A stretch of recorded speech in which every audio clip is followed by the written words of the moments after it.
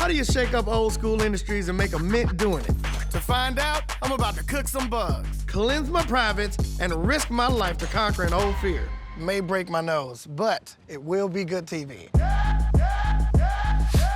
I'm TPain. You know me as a musician. But what you don't know is that I'm a businessman, and I'm obsessed with finding the newest tech, science, newest food, newest culture, newest everything. Oh, man. I'm taking my curiosity on the road to meet the entrepreneurs who are defining the future. I've been an entrepreneur all my life. I'm gonna get a feel for their companies and find out how they turn their ideas into reality. We raised a few $1 million. Genius! This is T-Pain's School of Business. Everybody knows T-Pain loves cars. At one point, I had 36 cars all to myself. It was bad management. The only thing I hate about cars is being in traffic. It's bad everywhere. It's traffic, which is why everybody has been talking about rideables as the solution for traffic. In the next 5 years, personal electric vehicles are projected to become a $40 billion a year global industry. That's if people like me can get out of their cars. I'm not sure that's gonna happen. So far, my only rideable experience has been the original hoverboard. We all know what happened with that. Fires, explosions, small batteries on big motors. The first time I got on a hoverboard, it was in Snoop Dogg's house. And now he has a T-Pain-sized hole in his wall. I'm so sorry. That was not my intention, but I told you not to try to teach me how to ride that thing in the house. I'm going right now to meet my homegirl, Rose Wong from In Motion, a company that wants to get people out of their cars. I'm the CEO of InMotion USA. What I take care of is revolutionizing human mobility, getting more people into using sustainable electric transportation. When you look at cities and urban settings, you see a lot of urban congestion, carbon emissions. So our job here is really to educate people about what there is to use for sustainable transportation. Remember, kids, you're not stuck in traffic, you are the traffic. Rose is taking the car out of the car dealership. Instead of carbon-emitting, traffic-creating cars, Rose's dealership is selling electric rideables. Rose co-created the scooter board, along with the group of Chinese engineers she found through social media. Her genius is that she came up with the idea to sell not only her creation, but a fleet of rideables. You're actually standing right next to the start of it all, scooter board. It looks like a scooter, but it rides like a skateboard. That's more my speed right there. What do we have here? These are the hover shoes. They're the first prototypes in the entire Western Hemisphere. Man. Basically, a hoverboard except without the middle bridge. That wouldn't be me. I'd immediately do the splits. Right there, right in the middle. Would you like to try the hover I shoes? need space. I'm gonna fall pretty dramatically. Rose has me convinced to give these rideables a try. Now, the scary thing is, I'm pretty clumsy. I don't have that much of a good balance, so possibly may break my nose, but it will be good TV, and that's what we're here for.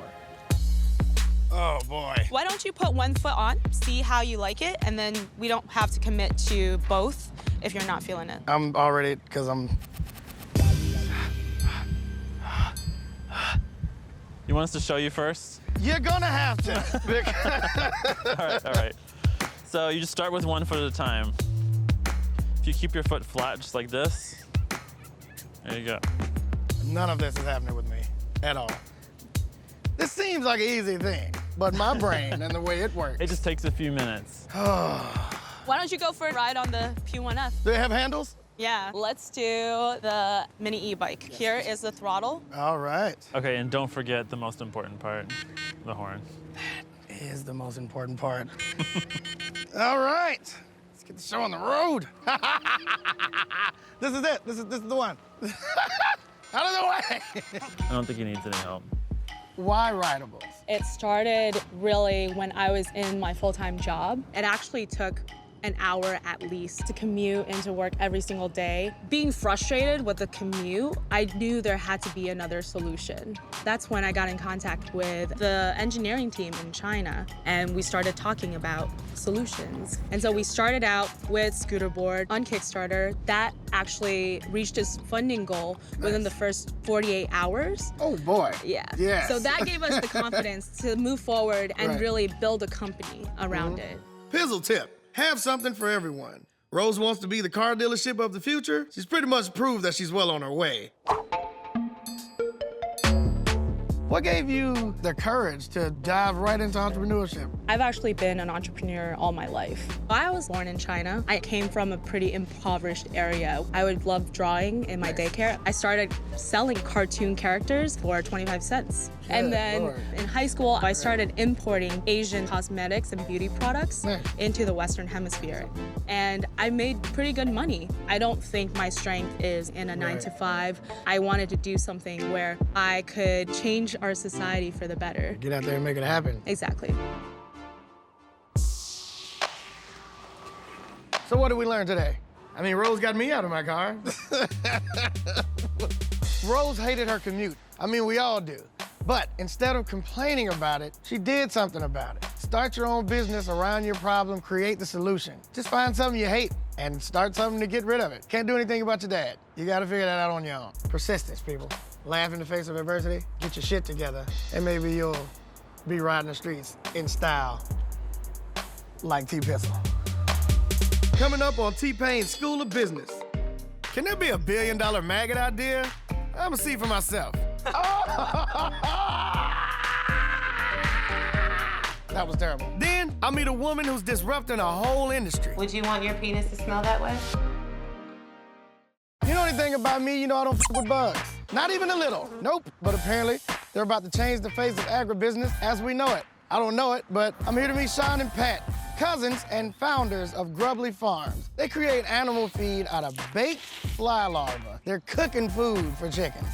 Animal feed is a $70 billion a year business, and that's just in the US. I don't know if you guys know what a unicorn is, but it's definitely not a horse with one horn on its head that shits rainbows and pisses mayonnaise. A unicorn is Silicon Valley talk for a business that has a $1 billion valuation. Grubbly Farms has the potential to become a unicorn. I don't like bugs, but I do love money. What's going on? This is Grubbly Farms. Yeah. Surprisingly clean. So what's the operation here? We're developing a sustainable processed fly larva animal feed. What was the motivation behind, yep, let's do this? Sean and I were living together at the time, and he actually came to me and proposed this idea as like, I think bugs are gonna be the future. And surprisingly enough, I'm actually terribly afraid of pretty much all bugs. We got something in common there, so that's cool. All Actually, right. the original idea was to create a burger patty out of insects that we could sell in Southeast Asia or Africa as the kind of westernized version of what they eat over there. So we actually blended grubs with black beans and baked it into a burger patty, and being completely honest, it was kind of disgusting. Yeah. We slowly realized pretty much how much big of an impact raising insects can have on the planet, and that's what led us down the path to raising black soldier fly grubs. Here you can see our actual first product. So this is the dried larva. I am ready for the smell of this. They actually smell pretty good. Oh, that doesn't smell bad. Right? Smells like old bacon, but It's a bit nutty. See, that's not bad, right? You can't even tell they're bugs. I can very much tell they're bugs. You can't tell those are bugs? Yeah, they're not too bad. For chickens. You want some? For TV purposes, we're gonna say I had them. So now that we've seen the end product, let's go take a look and see how the grubs are actually made. Oh shit, this got big.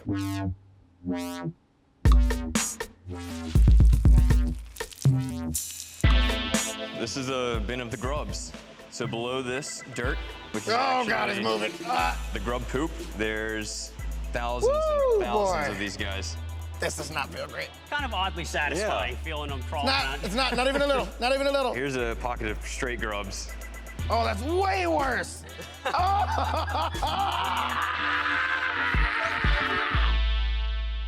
That was terrible. That was bad, that was bad. How do we get from this to what I held earlier? That actually starts with basically breeding flies. How does one go about breeding flies? That's actually where the secret sauce lies. They breed very well under natural sunlight, obviously, but getting them to breed under artificial conditions is quite difficult, and that's actually what we've been focusing on. Jesus. Once the babies reach about this size is when we actually can start feeding them to food waste. In this barrel, we actually have some spent brewery grains that we pick up from a local brewery around here. The larvae will eventually come up to the surface, and we take a portion of our larva population, let them mature, and then continue the breeding aspect. Absolutely. But the majority of it goes into the rest of the processing. These eventually turn into our end product. Over 50 million tons of food waste every year are landfilled. And food waste actually decomposes into methane, a greenhouse gas over 20 times more harmful to the environment than CO2. So by the larva eating through this, it's preventing greenhouse gases being emitted and offering a solution to the food waste issue that the United States has. This is our old sifting machine. It separates the substrate from the larva. All right, let's get this going. There's so many bugs in there. Woo! What this actually is the larva poop, and this is actually a pretty high-quality fertilizer. Substrate is Poop. It has a bunch of different potential industries that it can be sold into. you selling shit. Yes. Yes, we are. The super dope thing about Grubbly Farms is that their main source of income makes more of their source of income. Grubs become flies, making more grubs. Ka-ching! Grubs eating food waste. Companies will pay for that trash to be hauled away. Ka-ching! Grubs pooping becomes fertilizer. Ka-ching! These larvae shit money. This is kind of our old school version, but now I'm gonna show you what it looks like when you step this up into the more industrial commercial look.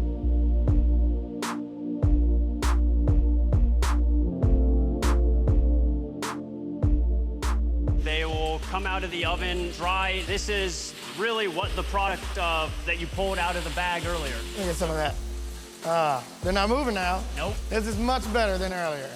Coming up on TPain School of Business, I'll meet some chickens. Cute chick. See what I did? Grubbly Farms just found out the direct reason why you want to sell everything.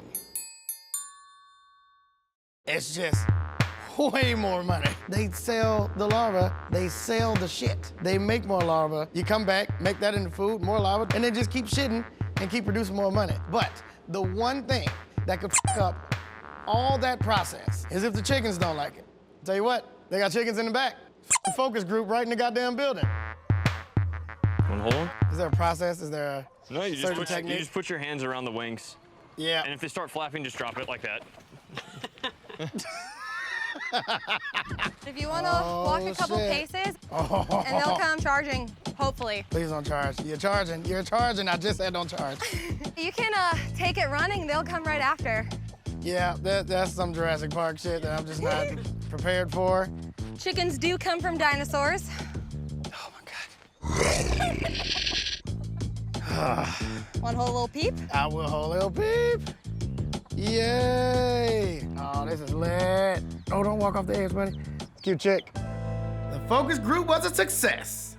But I still got a lot of questions for Sean and Pat. Where do you guys see the business going? How big would you say this is gonna be? Being that there's a $70 billion pot out there. I think there's definitely going to be a billion-dollar insect company within the next 5 years, if not multiple of them. We're really looking to work with as many other insect producers as possible just to help get the entire industry off the ground. Once it gets some traction, then that's where the real competition will begin. You really got a dope product that kind of, I don't see how it's not paying for itself. It's getting there. It's the insect industry. There's still a stigma of insects in Western society, Right, but okay, I feel like we're on that tipping point that it's becoming adopted more and more over time. Here's my question. Do you even notice the flies anymore? Do you even swat at them anymore? Oh, Is no. Not the soldier flies. They're the most chill insect ever. Okay, that makes sense. It just feels like getting pooped on a bunch every It time. happens. Some people like that. Well, I guess you're not wrong. Sure, some people do. Grubbly Farms is what I now believe to be insect gold by offering up a more healthy and more sustainable alternative to everything that's happening in the animal feed industry right now. All that's left now is scale, growth, and in billions of dollars. Coming up on TPain School of Business, I learned that you can never be too clean. What's happening now? Am I playing a tree in the school play? Wow. Super hot in Atlanta, all the time. My back is sweating right now. Swamp everything. Nobody wants that. So I'm about to meet somebody who's gonna cure all this swamp ass, hopefully mostly for the club and afterwards. A lot of dancing going on, a lot of swampiness building up. Beatrice Espada. She's the founder and CEO of the Honey Pot, and she's capitalizing on the popularity of the wellness industry. In fact, the global wellness industry is now worth almost $4 trillion. There's only been a few companies telling half of the human population how to take care of themselves, and that's the vagina industry, which I found out a lot of them are ran by old dudes. These big companies, they've been using the same formulas for 100 years now, and here comes Beatrice, cleaning up the feminine hygiene industry. Tell me what we got going on here. We are a plant-based feminine hygiene system. Okay. So we do external vulva washes and pads and wipes. Just a whole slew of things. Everything that women need to take care of themselves. Okay, what was your thoughts on what we like to call big vagina? Most conventional menstrual products are cleaned with a chemical soup that is chlorine bleach, acetone, furans, dioxins, formaldehyde even sometimes. Women have a lot of issues because what they're using on a monthly basis, It's absorbing right? that. It's absorbing all those things. Oh boy. How does one go about getting into this? Getting into this business? Yeah. Honestly, I had an almost year-long bacterial vaginosis infection. Okay, Which now. that shit was terrible, right? That'll make you yeah. figure some shit out, won't Yep. it? And so, yeah, it's crazy. I'm so sorry. One night, you know how like right before you wake up, sometimes you dream. The lucid Lucid kind of a yeah. dream, right? And I was sitting down with one of my ancestors, just like I'm sitting and talking to you.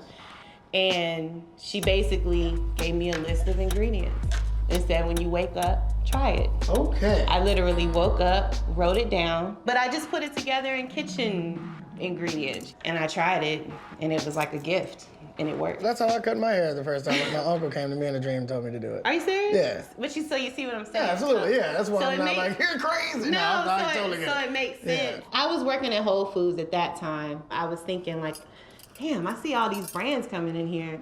Maybe I need to develop a brand. And then it was just like, light bulb. TPain tip. Follow your dreams.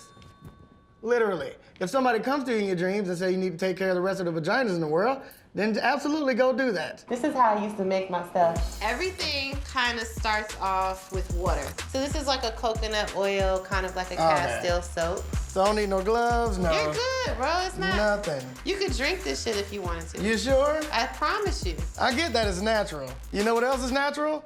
Bears. They'll get you. Look at that. That sure did do that. Really nice See what's foam. going on here. Would you want your penis to smell that way? It's a little minty. It's I just yeah. different. The smell is amazing. Okay. Is there a big team involved? There is only 6 of us. Okay now. But we just wrapped up an investment round. We just raised a few $1 million.